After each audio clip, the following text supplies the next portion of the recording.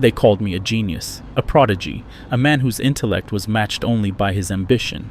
I was the founder and CEO of Virion Technologies, a rising titan in artificial intelligence. My penthouse in Tribeca stood like a crown atop a life carefully curated, deliberately assembled the sleek marble countertops, the immaculate hardwood floors, the art I barely understood but paid 6 figures for. I had it all.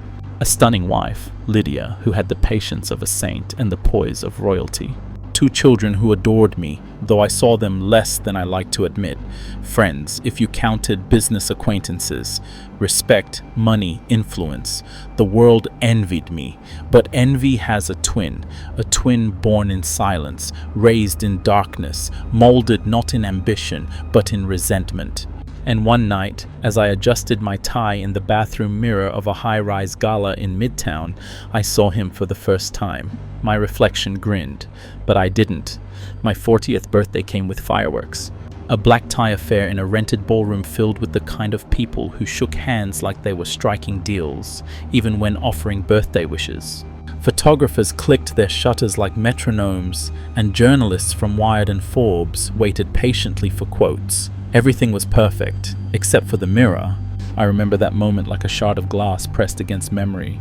In the gilded hotel bathroom under white halogen lights, I stood alone, fixing my bow tie, practicing my corporate smirk, and then that grin. It wasn't mine. It was too wide, too knowing, like my face had been worn by someone else, someone who relished being me. I stepped back, blinked. It was gone. The days after were strange. Not catastrophic, not yet, but little things. A missed appointment I never booked. Lydia asking why I hung up on her mid-call when I never called in the first place. I'd find objects slightly moved. Doors left ajar that I swore I'd shut, passwords reset. Emails sent from my account that I didn't remember writing, vague, oddly worded things to old friends I hadn't seen in years. One afternoon, I walked into my office and my assistant Evelyn looked at me like I'd slapped her. Said I'd berated her that morning in front of the staff. What? When she narrowed her eyes. You were wearing the blue suit. You had coffee in your left hand. You were here. I don't own a blue suit. Cassandra called Lydia at midnight. He won't leave me alone, she sobbed. I was asleep beside my wife, dead to the world, dreaming of a beach in Santorini. She showed me the texts in the morning, my name, my number.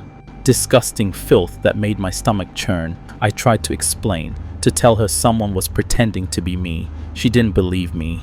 Worse, she looked like she wanted to believe me, but couldn't. The trust fractured. That was when I started checking every mirror, every reflection, looking for that grin, like a friend catching up after years apart.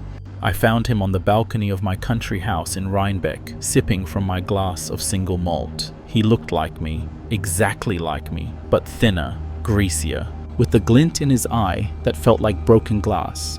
"You've done well for yourself," he said. "Who are you?" I asked. He chuckled. "Isn't it obvious, brother?" My throat clenched. "You're not real." "Oh, I'm real. More real than you know. I'm the you that should have been, the one they threw away." He jumped off the balcony. Before I could move, I ran outside. Nothing. No footprints. No sound. Just the trees. Watching. My company caught fire. Not literally, at least not yet. But metaphorically, Virion Technologies imploded. First it was a data breach, then a whistleblower leak. My face was on every major news outlet labeled a fraud, a thief, insider trading, unethical data collection, coercion. The evidence was overwhelming, except I hadn't done any of it. But my name was on every document, my face in every security video, my voice on every recording. They froze my assets, my board turned on me. Overnight, I went from tech messiah to pariah. And still, no one believed me. It wasn't just my company. The slow, cruel unraveling spilled into my personal life, like oil on silk. Lydia moved out with the kids. Not out of rage, worse, out of fear. "You're changing," she said, trembling. "You scare me, Marcus." I found a restraining order in my mailbox 2 days later. Old friends stopped answering calls. My lawyer dropped me. Even my mother, who always believed I could do no wrong, stopped returning messages. The world turned its back, and I was left screaming into a void lined with mirrored walls, and he watched it all.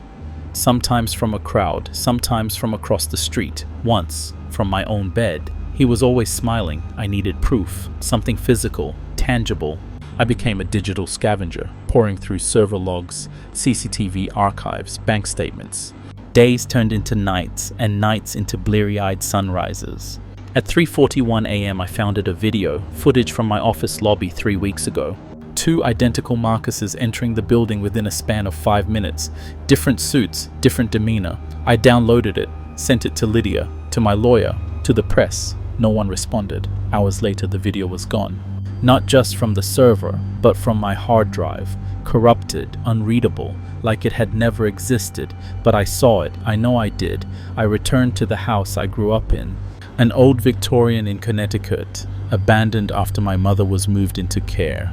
Something in me whispered that the answer began here, in the attic, the basement, the shadows of childhood. I tore through boxes, diaries, photos, and then I found it. A birth certificate, mine, and another, dated the same day, same parents, same hospital, name Malcolm Kent, my twin, my dead twin.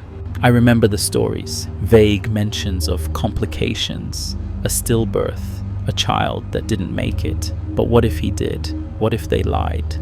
It was a long shot, but I found a name in a notebook tucked behind an old furnace. Dr. Helen Stroud, psychiatrist, the kind who used to make house calls. A quick search revealed she'd retired 20 years ago, lived in a cabin in Vermont. She remembered me and him. They said he was catatonic, she whispered, looking past me as if afraid he'd appear. But he wasn't. He was watching, waiting. He mimicked your voice, your smile, your thoughts.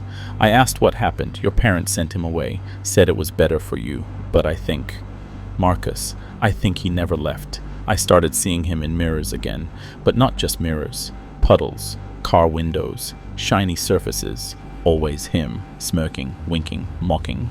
One night, I smashed every reflective surface in the abandoned family house. The silence afterward was worse. I found myself talking aloud just to fill it. And then came the text from my number on my phone. Are you ready to give up yet? A few days later, he made a mistake. He tried to sell off Virion patents under my name, a high-profile black market deal. I intercepted the communication and decided to get there first. It ends here. The warehouse reeked of oil, rust, and damp salt air. Shadows clung to the steel rafters like old ghosts, and the single overhead bulb flickered as though it couldn't bear to watch what was about to unfold. He was already there when I arrived. Malcolm. The thing that looked like me, spoke like me, wore my skin like a costume, and wore my life like a crown he'd stolen. He stood in the center of the warehouse floor, arms spread like a messiah awaiting worship, or a madman expecting blood. You're late, he said, that voice so familiar it twisted my stomach. I almost didn't come, I said, stepping into the light. I'd worn all black, as if dressing for my own funeral. He smirked. Then you would have missed your grand finale. We circled each other, a mirror orbiting its reflection. Why me, I asked. Why this? You could have lived any life, but you chose mine, to destroy it. He laughed. The sound was jagged, because you stole it.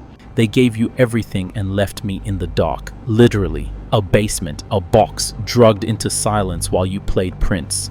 My fists clenched. That wasn't my choice. I didn't even know you existed. But I did. He stepped closer, and I watched, through every reflection, every surface. You think mirrors just show things? No. They remember. My blood ran cold. What are you? I whispered. A memory that grew teeth, he hissed. That wasn't my choice. Didn't know you existed. He stepped closer, watched. Every reflection, every surface. Mirrors just show things. They remember. Blood ran cold. What are you? A memory that grew teeth. They locked me away, but mirrors don't lie. Not to me. They let me see. And over time, I learned to step through. My mind reeled. The texts, the emails, the voice recordings, the mirror. You're not human. Not anymore, he said.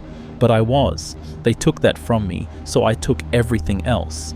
He lunged. The fight was savage. No choreographed duel, no elegance, just raw, brutal fury. Two lives crashing together like waves against rock. He was fast. I was desperate. We grappled, our fists colliding with flesh, our grunts echoing like thunder. He slammed me against a crate. I drove my knee into his gut. He clawed at my eyes. I bit his shoulder. We became animals. He smashed a wrench against my ribs. I saw stars. But I grabbed a rusted chain and wrapped it around his throat. We fell to the floor in a tangled heap. "You were never meant to exist," I screamed. "Neither were you," he gurgled, wrenching the chain free. Bloodied and gasping, we staggered to our feet. He pulled a shard of broken mirror from his coat pocket. It shimmered unnaturally. "This is my door," he said. "Even now, I can vanish. Walk back into your life, again and again." I charged. The shard clattered to the floor. I pinned him down, fists raining. 1, 2, 3, until he stopped moving, until I was sobbing, until I realized I was still alive. Police lights cut through the cracked windows moments later. I had called them before I came. Sent coordinates, a confession, evidence. When they burst in, they found me, bloodied, breathless, sitting beside him. 2 identical men, one conscious, one monster. And finally, they believed me. Lydia eventually came back with the children. We slowly rebuilt our lives. Lydia, children rebuilt lives. Therapy was a big help, but how do you truly recover from a supernatural twin who ruined your life? I'm building connections again. The board welcomed me back with apologizes, and all cases against me were dropped.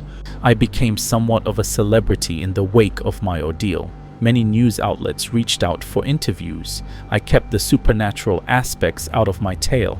Who would believe it? Questions about my brother still run through my mind.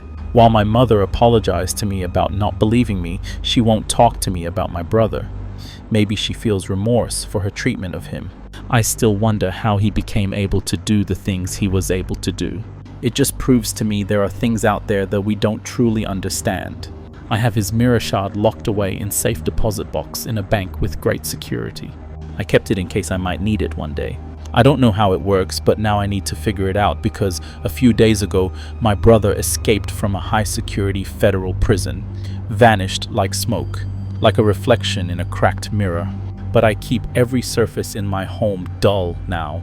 No mirrors, no windows at night, no polished screens, because one day he'll come back through the glass, through memory, through rage, and this time I won't run. This time I'll shatter him for good.